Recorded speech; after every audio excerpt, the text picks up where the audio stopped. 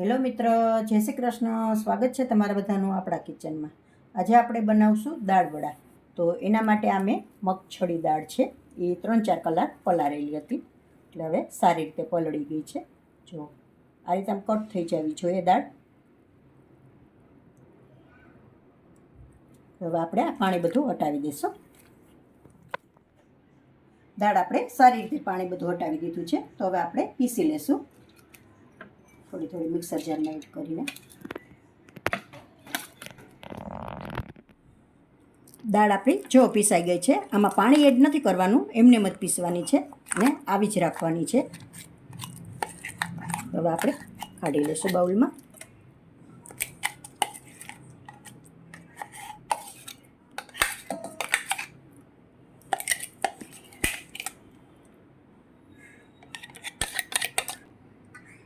આ રીતે બીજું પણ પીસી લેશું આપણે.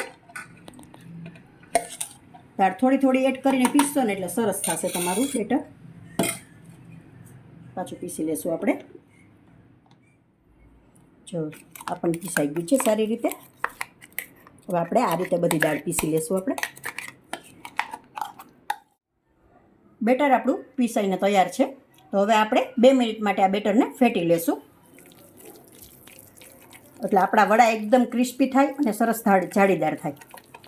એટલે 2 મિનિટ આ રીતે ફેટી લેશું એક જ ડાયરેક્શનમાં.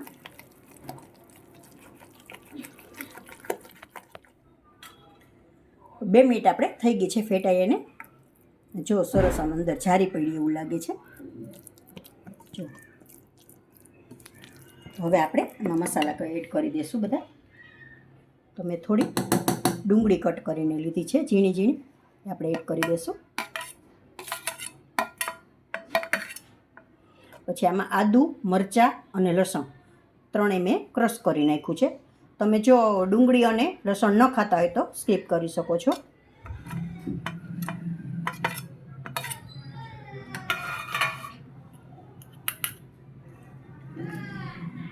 લીલા ધાણા થોડા એડ કરી દઈશું.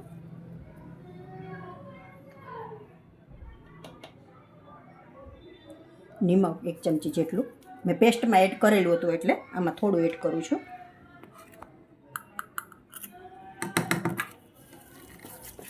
મિક્સ કરી દઈશું સારી રીતે.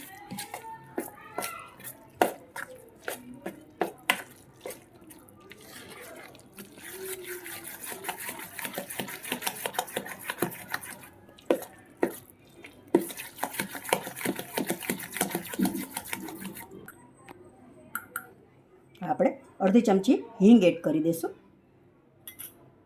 આપણે અડધી ચમચી હળદર એડ કરી દઈશું. 2 ચમચી જેટલું તેલ ગરમ લીધેલું છે મેં, એ એડ કરી દઈશું આપણે. સારી રીતે મિક્સ કરી લઈશું. હિંગનો ફ્લેવર બહુ સરસ આવે છે ગોટામાં.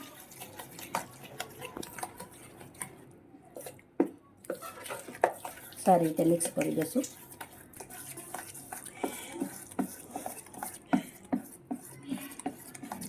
હિંગનો ફ્લેવર બહુ સરસ આવે છે એટલે તમે જરૂરથી એડ કરશો.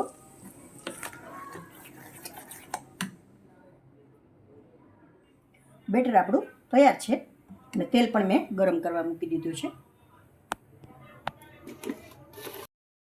તેલ આપણું સારી રીતે ગરમ થઈ ગયું છે. તો હવે આપણે વડા પાડી લેશું.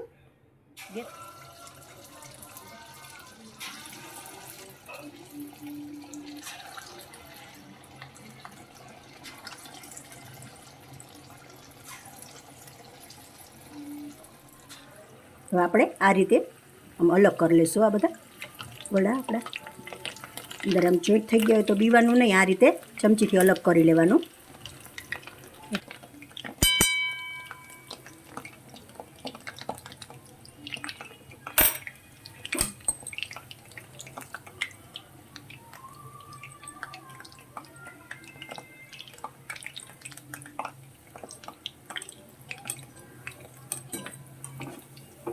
સાઈડ ચેન્જ કરી લેશું આપણે.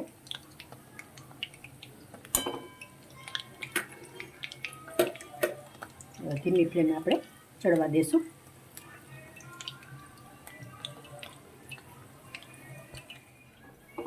વડા આપણા તૈયાર છે. તો બહાર લઈ લેશું હવે.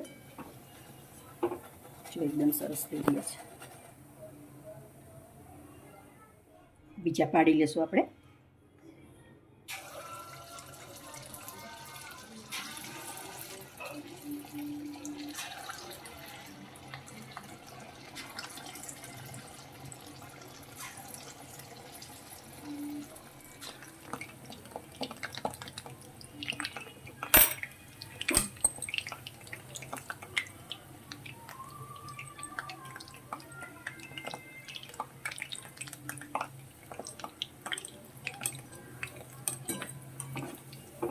સાઈડ ચેન્જ કરી લેશું આપણે.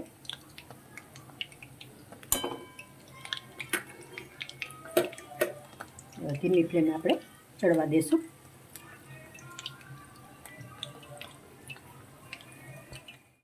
મરચાં પણ આરે આપણે તરી લેશું.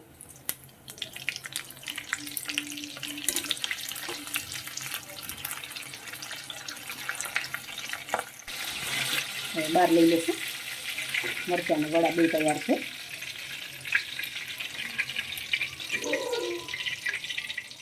વડા આપણા તૈયાર છે. તો હવે આપણે સર્વ કરી લેશું.